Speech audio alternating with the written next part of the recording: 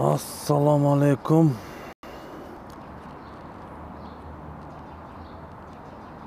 Hoppa.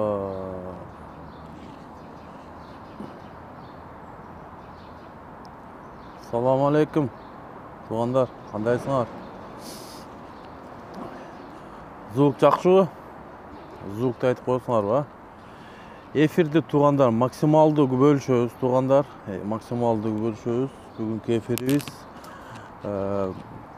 Қырғыз елім қаншаға чейин дағалдана деген темада болмақшы туғандар. Көптен бері эфирге шықпай қалып, бүгін мен атайын эфир уюштуруп, кечки саат Москва шаарында саат 7 болду туғандар. Ошол эфирди бөлүшүп койсоңуздар жакшы болот эле туғандар. Эми акыркы күндөрү, акыркы 10 күн, 15 күндөн бери эфирге чыкпай койдум эле. Өтө көп жаңылыктар, көп туғандар, өтө эле көп жаңылыктар. Звук жакшы чыгып атабы? Акыркы күндөрү мына биздин кыргыз элибиздин башынан баягындай сел жүрүп, ошого окшогон апаттар болуп атат. Негедир мына Лейлекте, Карадарияда, Карадария беле, ошол жерде сел жүрдү. Бир Кыргызстан бир иш жеринде. Ошону алган, ошол адамдардан үйсүз үйлөрүн шыпырып кетти дейм селчи. Ошолордон алган бир эр азаматтар барбы бизде же жокпу? Бизде мындай нерсе болгондо өлүм болот, өлүм болду. Өлүмдө кичине болсо дагы мыйзамсыз болсо да мамлекеттин башчысы көңүл айтыш керек эле. Ошондой нерселер болот атабы тугандар? Же андай нерсе жокпу? Эсиңиздерде барбы? Баягы кайсы эле Дача суда самолет кулаганда Атамбаев мал эле ошондо барган меселе. Ошондо барып Куранда окутуп койгон жок, иштеги. Ошондо бир ошондой нерселер болду эле ошол. Азыркы бийлик адам өлүп атса деле, башка сел жүрүп кетсе деле вообще ою жок го дейм да. Мыйзамсыз бийликтинчи. Ол достор эми баягы акыркы күндөрү баягы элдин оозунда кеп бар деп коет, кулакка жетип калды, бардыгы эле билип калды. Садыр Жапаров менен Ташиев Камчун экөөнүн ортосунда мындай ажырым кичине мындай талаш тартыштар болуптур, кичине уруш талаш дегенде. Эми ошондой деп атат, ачык эле айтыш керек тугандар. Эми бийлик, кош бийлик болгондо ошондой болот тугандар. Бизде кош бийлик болуп калды да, өзүңүздөр билесиздер, кош бийлик болгон жерде ошондой уруш талашта. Мына кош бийликти билесиздер, Жээнбеков келгенде дагы Атамбаев Жээнбеков бийлик алып келгенде да ошондо да кош бийлик болоюн дегенде анан ошондой уруш чыккан. Атамбаев менен Жээнбековдун ортосунда уруш чыккан. Ошо баягы Жээнбековду башкарам деп ойлогон да. Анан ошентип Атамбаевдин командасы баарды камалды. Охранник деле камалды, мэри деле камалды, администрация башчысы да камалды. Эч кимиси калган жок да. Ушундай тугандар, ушундай нерсе болот. Бул закономерность, орустар айтканда, жаратылыштагы закономерность тугандар. Ошон үчүн кош бийлик болбойт. Эми булар бул Камчы Ташиев досума мен алып келдим деп кош бийлик болот. Эми ошо ГКМдын төрагасы болуп, өзү ГКМдын төрагасы болгон адам тугандар. Мындай открытый болбойт да, мисалы. Баягындай благотворительность кылып жүрөт, мисалы Дубайга барып келип атат, Германияга барып келип атат, мисалычы, открытый элечи, частный самолетторду заказ кылып атат. Ошого кайсы акчалар кеткен деген суроо жаралат да тугандар. Кайсы акчалар кетет? Ошо бир эле самолетту жалдаш үчүн канча деген акчалар кетет, мисалы. Эми жеке жалдап атат да тугандар. Бир жок дегенде 2-3 айдын ичинде бир 2 жолу 3 жолу учуп келди тугандар, туурабы? Анан кече жакында бир Prada 300 ошону алды деп $10,000, 140 000 сомдук. Тугандар бул юрунда Prada тугандар. Азыр баягы кустурган акчалар бар го, кустурган акчалар тугандар. Кийин булар кеткенден билинет тугандар. Мына мисалы 1 миллион 2 миллиард төлөдү деп атат. Бирөөсү дагы 1 миллиард төлөп ушинтип эле кустуруп атабыз эле бюджетке чыгып атат деди. Күмөн санайм тугандар. Менде күмөн бар. Bu kusулган акчалар именно бюджетке түштү дегенде мен ишенбейм. Отчет жок. Биринчиден открытость деген болуш керек мындай. Мисалы бир акча, мисалы сот болбой туруп эле булар кустуруп атпайбы? Соттун чечимин күтпөй эле кусуп атат. Эми бул жакшылыкка алып келбейт туугандар. Бул кустуруу деп атат, эми бул чөнтөккө. Биз азыр Кыргызстан эли Садыр Жапаров менен эле Ташиевдин эки эр азаматтын байыганын эле көрүп атабыз. Калган элге кызыгы дагы жок. Эл эмне болуп атат аякта? Кымбатчылык, бензиндин баасы 60 сомго көтөрүлдү. Баткенде үйлөр курулбай турат. 44 жараныбыз бейгүнөө өлдү. Аны ойлогон адам жок туугандар. Кыш келип атат, үйлөр бүтелек. Аз келгенси Осман деген нерсени проектин түзүп, ошол жерге современный шаар чөт деп, эми жомок ишенген эл экенбиз да туугандар. Жомок ишенген эл экенбиз туугандар. Бул эки эр замат биринчи өздөрүн эптеп алсынчы туугандар. Өздөрүн эптеп алсын. Себеби акыркы күндөрү мына статистика боюнча туугандар Садыр Жапаровдун баягы Калмаматов айткандай мындай келип туруп, мындай секин түшпөй, мындай гууле түшүп келип, эч ким ишенбей калды бул эки эр азаматкачы мисалычы. Мен лично бул эки эр азаматка 9 ай мурун айткам ишенбейм депчи. Азыр эми эл ошо 9 айдан өткөндөн кийин эми ишене башташты. Ушу эки өкө мошенник экен депчи. Алдар көрсө. Туугандар, аз бул аздык кылат, аз дагы көрүп турасыңар. Алдыда көрө турган күндөрүбүз алдыда туугандар. Аз көрөсүздөр, булар өкө байлыкты кылды, акчаны кылды. Эмне буларга терет нече болду? Эртең чемодан дээрдет, үй бүлөсүн алып чыгып кетет. Биз калабыз. Баягы бектер кетет, эл калат дегенде, бектер кетет, биз өзүбүз эл ушул жерде калабыз. Мамлекеттин кызыкчылыгын ойлогон адам жок туугандар. Көрүп атабыз, министрлердин деңгээлин өзгөндү Баткенге карайт деп, Акталаны Ошко карайт деп, көрүп атпайбыз эр азаматтарды, министрлерди. Аз келгенсип кечегиндеги акимдерге, айыл өкмөттөргө, ошол баягы обл администрациянын өкүлдөрүнө, ошол губернаторлорго неприкосновенность деп, ошондой беребиз деп, ошондой нерселерди уюштуруп, түшүнбөйсүң бул. Баягы боткон чаташтырып койду да туугандар. Бул деңгээли төмөн адам, мисалы, закон, булар мисалы мен мурда конституция ошол кандай болсо да ошо менен иштеп туруш керек эле. Бир мөөнөттө 6 жылга президент шайланат. Депутаттар 120 депутат боюнча кала бериш керек болчу. Ошо боюнча эле калтырып, ушул эле конституция менен иштесе болот болчу. Бул эми эр азамат эми мына конституцияны мага кабыл алып берсеңер, президентский башкарууга өтсөк, баарды жыргап кетет, кыргыз эли жаарчылыктан чийип кетет. Мен супер президент болом, бу деп дегени менен туугандар. Бул өздөрү билбей атат. Өздөрү депутаттарга жаңы закон мыйзамды алып келип атат. Ал мыйзамында депутаттардын керек болсо, ошо азыркы премьер-министр, азыркы ошол керек болсо ошо депутаттарга отчет бербейт экен. Эч ким отчет деген нерсени унутуп калышты туугандар. Эч кимге иштеке эмес. Иштеке, мисалы, ошол министрлерин отчет бериш керек депутаттарга. Мисалы, ошол эле премьер-министрби, жок дегенде президент өзү да отчет бериш керек болчу. Андай нерсе жок туугандар. Баягы Текебаев айткандай, Түркменистан бар го, Түркменистанда баягы акимдер мындай түрү учурашып, мындай учурашат го, ошондой болот. Баягы колун өөрүгөндөй кылайын деп атат да, по-моемчу. Бирок кыргыз эл андайга барбайт. Мен ачык эле айтайын. Андайга барбаган мен билем туугандар. Эми көрдүк да, мына ошол нерсе болуш керек эле. Ошо Жапаров мыйзамсыз болсо да президент болуш керек эле. Эми мыйзамсыз болсо да болуш керек эле. Себеби бул адам, өзүңүздөр билесиздер, Бакиев малында антикоррупцияны ошондой бир онда чоң болуп иштеп жүргөн, ошо коррупция боюнча агентствода иштеген. Ошол малда жыргатпаган туугандар. Азыр бир нерсени жыргатып береби туугандар. Жыргатпайт туугандар. Анын үчүн акыл, эс, мээ керек. Андай нерсе жок. Көрүп турасыңар. Экономиканы билбем эмне болду. Экономика өзү барбы, жок Кыргызстанда өзү.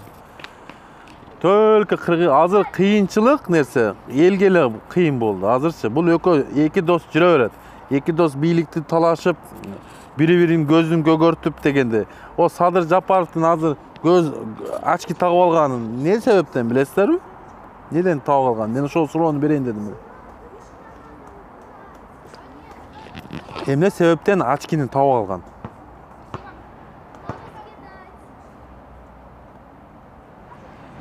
Не себептен кошуп алып мына очкини тагып вакцинацияланганда очкини тагып түштү? Мен түшүнбөдүм. Вакцинациялап атканда очкини чечип койсо болбойбу же кандай? Бул вакцинацияны алды дейли. Бул чындап алдыбы же баягы булар президент менен министр здравоохранения ойлогон коргошууну эмне болду? Коргошууну отпадает, коргошуу шарлатанство болду. Туурабы? Билбейм, эми түшүнбөйм. Бул эр азаматтар менин оюмча туугандар. Эптеп эртең парламенттик шайлоону өткөзүп туруп, мен эми жеке оюм да туугандар. Жеке оюм да ойлоп атам, мынтипчи. Эки варианты бар туугандар. Же булар мыйзамсыз иштей берет. Же экинчи вариант кыргыз эли чыдабай буларды да кетирет. Эки эле вариант. Же өздөрү кетет. Үчүнчү вариант дейли. Бирок мындай кетиште туугандар өтө эли кыйналды туугандар. Эл кыйналды. Алданды. Эми действительно алданды. Колунан келбеген адамды алып келип алып эле кыйнап эле бул же өзү бир нерсе чечпесе туугандар. Чече турган акыл, мээ да керек да. Жок экен да. Чечейин десе. Эмне кылсын эми бечара. Баягы досу алып келип отургузуп койду. Эми ушу досунун айтканындай болуп жүрөт да. Кустуруп турган эми адам деле калбай калды. Кимди кустурайын десе эч ким жок эми азыр. Кустура турган адамдар жок. Көрүп турасыңарбы? Бардыгы пиар болгон да туугандар. Пиар компания болгон. Ушу кустуруп атабыз мына. Мынанча акча бюджетке толду, мынанча мындай болду. Только пиар компания. Бул менен сүрөткө түштү, ол менен сүрөткө түштү. Эми кыргыз элин алдай турган пиар компаниясы дагы кыла турган иши да калбай калды да. Эмне менен алдайт эми? Алдай турган асманды ойлоп таптыр эле. Асман шаарчасын куруш үчүн туугандар бизге окшогон мамлекеттер 100 жылда да кура албайт. Себеби өтө слабый туугандар. Аны куруш үчүн туугандар, аны куруш үчүн жок дегенде мындай татыктуу президент, мыйзамдуу президент келиш керек да. Жок дегенде кичине акылдуураак, азыркы окшогон деңгээлдеги эмес. Мына эки достун деңгээлиндеги эмес, мындай бийигирээк турган. Булар мындай айтканда майдаланып кетти туугандар. Майдаланып кетти да. Эми майлем ушуну көрүшүбүз керек эле, алданышыбыз керек эле, ушундай нерсени көрүшүбүзгө эл кыйналыш керек эле, ачарчылык болуш керек эле, кымбатчылык болуш керек эле. Мына ушуну көрүп туруп, ушул нерсени көрүш керек элек да бизчи. Эми биз деген ошондой баягы оң жакка түртсө сол жакка бара турган эл экенбиз да. Баягындай мына от жакка, мына от жакшы нерсе деп десе биз бок жакка кете турган эл экенбиз да туугандар. Мына жолду көрсөтүп турду. Мындай татыктуу инсандар бар эле туугандар. Ошо экономиканы да түшүнгөн, кыргыз мамлекетин дагы алып кете турган эр азаматтар бар болуп. Жок, ону караган жокпуз да. Бизде ушу именно түрмөдө отурган 2 жол соттолгон адамды алып келип отургузуп алдык. Ана бир мамлекет тоготкон жок. Керек болсо ушу 9 айдан бери бир мамлекеттин президенти Кыргызстанга келди? Жок, келген жок. Только өзү барып суранып бармай, Путинге деле суранып бармай, Турцияга деле суранып бармай. Турцияга эмне менен барып келди? Инан Орханды цадага чапты да ошонун айынан барып келди. Мына керек болсо Баткендеги согушка күнөөкөр Рахман Тажикстандын диктатору ошого деле барып келди го. Намыз деген жок экен де. Элесе 44 жараныбызды өлтүрүп, үйлөрүбүздү күйдүрүп атса, баягы кул мүнөздөгү адам бар го, кул мүнөздөгү адам. Ошого окшоп барып келди де, уят де. Бу да бет деле жок экен. Бу да намыз деле жок экен бул кишиде. Мен билбейм, аман эле болсун го. Бирок ошол арбактар ошол Баткендеги бейгүнөө өлгөн жарандардын арбактары деле ыраазы болбосо керек бул кишигечи. Чын ачык. Ошол барып келгенде мен мына ошо Тажикстанга барып келгенде бул кишиге 9 ай мурун ишенбейт элем, одон бетер бир жолу эле баягы сый деле кетип калды бул кишиге. Сыйым деле жок мындай, сыйлай турганчы. Эми билбейм туугандар, эми мына октябрь, ноябрь, декабрь, январь, февраль, март, апрель, май, июнь, июль. Мына 10 ай кетет туугандар. 10 ай кетет, жакындан баштап 10 ай кетет. Бир ойлонон анализ чыгаралды туугандар. Болбосо эле коркутмай пайда болду. Тилиңерди жулам. Ар бириң учетка алам деп. Учетка алса деле ошол, учетка албаса деле ошол да. Мен айтпасам башкасы айтат. Башкасы айтпаса дагы бирөө башкасы айтат. Ойлонол де, мамлекет бизге керекпи? Кыргыз мамлекети керекпи бизге туугандар? Керек да турабы? Кичине мамлекет үчүн иштебейли, жок дегенде мамлекетти ойлобойбу? Эки эр азаматты деп ошолордун режимин защита кылам деп, ошолорду коргойм деп, ошолорду дегенде өлөбүз деп азыркы биздин арабыздан баягы доканцлар пайда болуптур туугандар. Акмак ошол доканцларды айтып кетейин, булар акмактар. Булар деген кыргыз элин ойлойт. Булар ошол эки эр азаматты ойлойт төлкөчү. Ошо эки эр азамат чичип койсо деле, пичип койсо деле ошолор жыт болуп турат да буларгачы. Чын. Мен эфиримде мына жерде бир эр азамат отурат, кечеги эсиңиздерде барбы? Азыр мен эфиримде ошо киши отурат, по-моюмчу. Баягы Садыр Жапаров менен Ысык көлдө сүрөткө түшпөдү беле? Ошол киши болсо керек эле мына жердечи. Азыр атын айтам мунунчу. Бул эр азаматтынчы. Эркин Бектурович деген ушул адам эмес беле? Эркин Бектурович деген. Баягы ичин чанаңдатып алып түшкөн. Себеби ал жерде баягы кокустан эле түшкөн эмес экен да. Ал ошол киши убагында ошол президент компаниясына агитация болгондо 6 миллион жардам берген экен, спонсор болгон экен. Олар ошол бекер болгон жок экен да.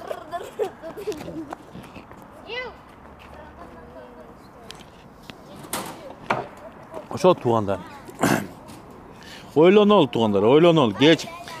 Мен кеч дегени менен кеч болду. Кеч болгону менен келерки жаңы муундарга кыргыз мамлекетин жок дегенде кичине өнүккөн мамлекеттердин бири кылып тапшырып кетишибиз керек да туугандар.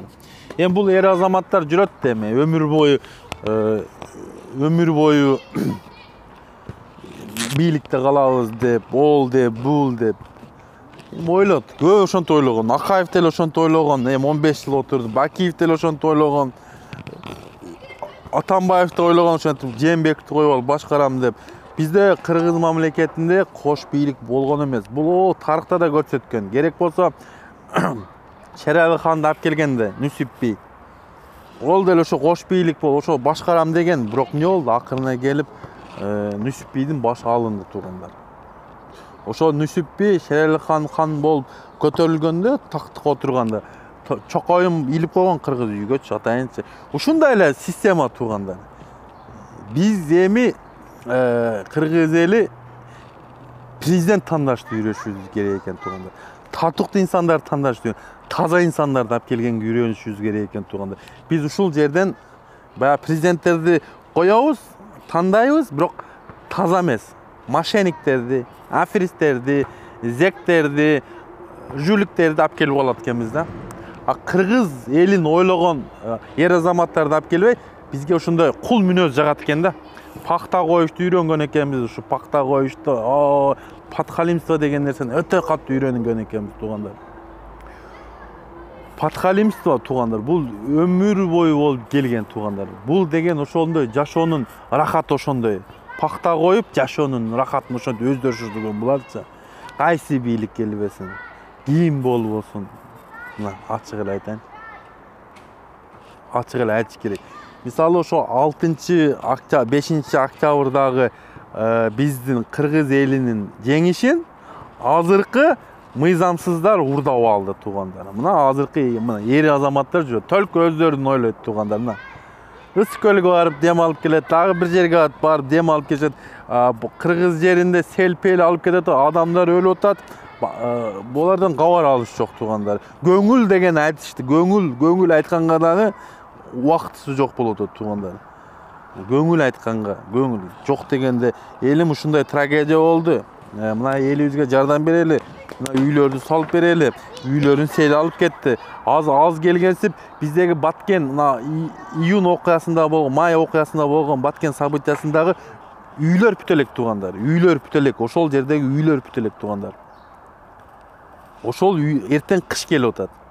А булар эмнени ойлоп атат?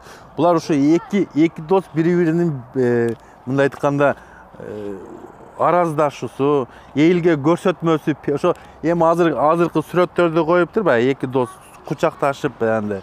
Ал сүрөттү мен туугандар, мен силерге ачык айтайын, азыркы Кыргызстанда канча градус? Кыргызстанда бир 40 градус. 40 градустагы погода болот да азыр биздеги туура, күн ысык. Ошо эр азаматтар мындай спортивкада кийинишип отурушат.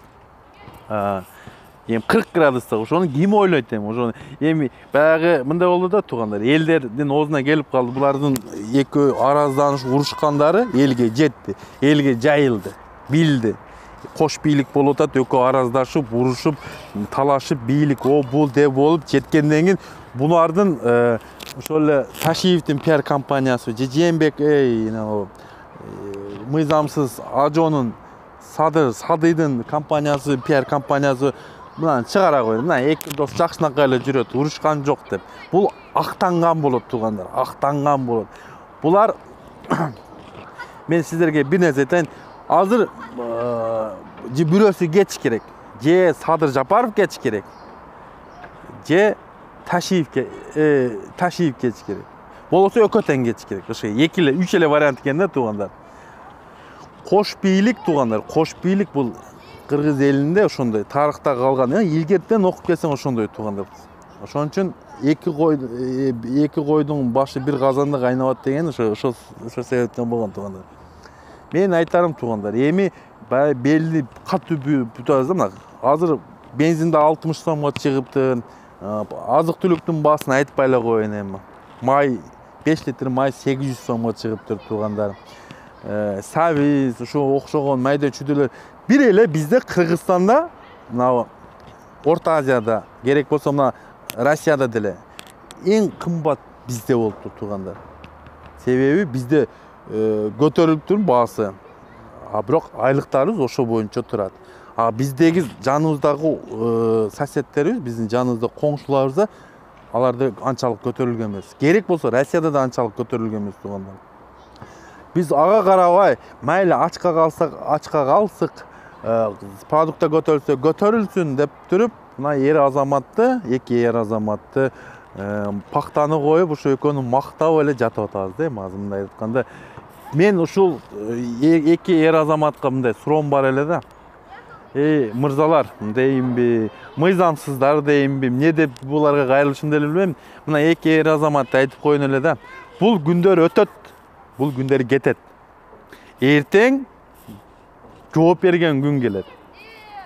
Жооп берген күн келгенде азыркы кылган беспредел, мында орустар айтканда, азыркы Кыргыз элин кыйнап аткан эр азаматтар азыркы ушулар.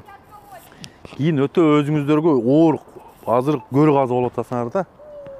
Көрдү өзүңөргө баягы көрдү бирөө казсаң кеңирирээк каз дейт го, ошол көрдү да өзүңөргө чоң кылып казып алып атасыңар азырча.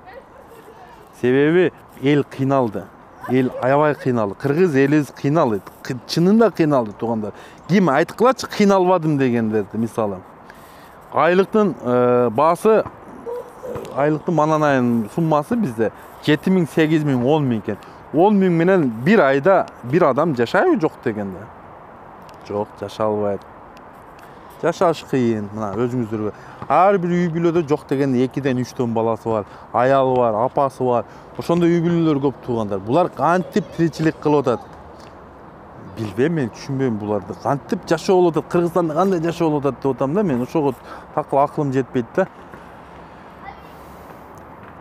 Кандай мындай ушул туңгуюктан чыгышыбыз керек да. Бул туңгуюктан чыгыш үчүн мына эки эр азамат кичине мээсин иштетиш керек, туурабы? Андай нерсе жок. Экономиканы деген нерсени жиштирип коюшту. Бизде өзү экономиканын эки тамгасы деле жок калды окшойт. Мындай эле жиштирип коюшту да. Төлкө ошо бийликти, ону коюп аткан, мына өкүлүн коюп аткан, Бул өкүлдү коюп аткан, бул акимди коюп аткан, бул тууганын алып келип аткан, бул досун алып келип аткан, о кудасын коюп аткан, бул кудасын коюп аткан. Ошондой эле бизде ошо менен эле тиричилик кылып, булардын кызмат кылгандары, мисалы, ушул эр азаматтар элге кызмат кылат деп өздөрү ойлоп атат да, эми ойлорун ойлоп атат. Биз мына элге кызмат кылып атабыз. Булар кызган жок.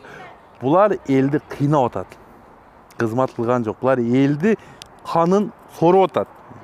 Башка президенттерге салыштырма, бул эркек эр азамат. Мурда бир эле президент кан ийсе, эми эки эр азамат калдын кыргыз элинин канын ичип атат туугандар. Мына ачык эле айтыш керек.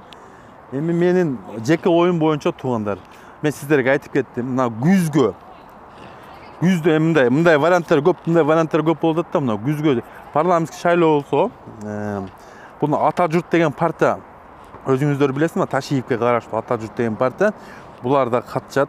Ушулар келет дагы, эми мен бул да бир вариант, мындай ойлойм да. Ошондой варианттар болушу мүмкүн. Парламенттик шайлоого өтөт дагы, Ташиевди спикер кылып туруп шайлашат. Эми мен бир вариант айтып атам булчу. Ошондой маневрлар болушу да мүмкүн да. Анан экинчи вариант туугандар. Күздө өз кече айткандай, Ташиев айтканда, биз революциянын бизге кереги жок, биз керек болсо өзүбүз кетип калабыз дегенде. Ошондой болушу да мүмкүн. Кетип калышы мүмкүн. Үчүнчү вариант, эл чыгып, эл алып келди, эл кетирет. Ушу үч эле вариант да биздечи. Башка. Анан на крайний случай ошол туугандар. Эл кантип алып келсе, ошентип кетирет. Эл элкенде, эл сел болот экен туугандар. Тарткылыкты көрөбүз туугандар. Тандадык да. Мисалы ошо мыйзамсыз алып келип отургуздук. Мен айтып аткам, бул мыйзамсыз. Мыйзамсыздыгын көрдүңүздөр, мына мыйзамсыздыгынан Тажик Республикасы президенти Рахмон тоготпой койду. Көрдүңүздөр. Керек болсо границабызды аттап кирип, жарандарыбызды өлтүрүп, үйлөрдү өрттөп, ошо үйлөр азыркыга чейин курулуп бүтө элек туугандар. Мен айтып калачы, курулуп бүттү деп. Мен көрө элекмин. Курулду деген бир эр азамат айта элек туугандар. Бизде только популизм. Популизм элди алдамай, ошо адат болуп калды туугандар. Эптеп эле элди алдаш керек. Элге көп сөздү обещанияны бериш керек. Көп мисалы обещаниянычы. Обещанияны берип туруп, элди эптеп ушу убактын өткөрүш керек. Срогун өткөрүш керек. Күзгө барабы. Ошентип эле жүрүшөт да. Ошондой туугандар. Туугандар, мен эфирди аяктап кетип атып, ар бир жараныбызга, Кыргызстан элине тынччылык, аманчылык, ушул жакырчылыктан эртерээк кыргыз эли чийип кетсе экен, ошондой сел, ошондой жаратылышта мындай болуп атпайбы? Ушундай сел агып атат. Үйлөр ошол жерде сел жүргөн жердеги, өткөн жерлердеги курман болгон жарандар жаткан жери жайлоосун, топурактары алтын болсун туугандар. Ошол үйлөрүнөн айрылгандарга эртерээк үйлөрүн салып берсе, ушуларда кышка чейин, кыш келгиче чейин үйлөрүнө кирип алса, мына Баткендеги событиядагы үйлөр жатат курулбай, ошолор дагы эртерээк бүтүп, ошолорго кирип алса, эл ушул малга чейин өзүнүн тиричилигин кылып келген, дагы эле кыла берет.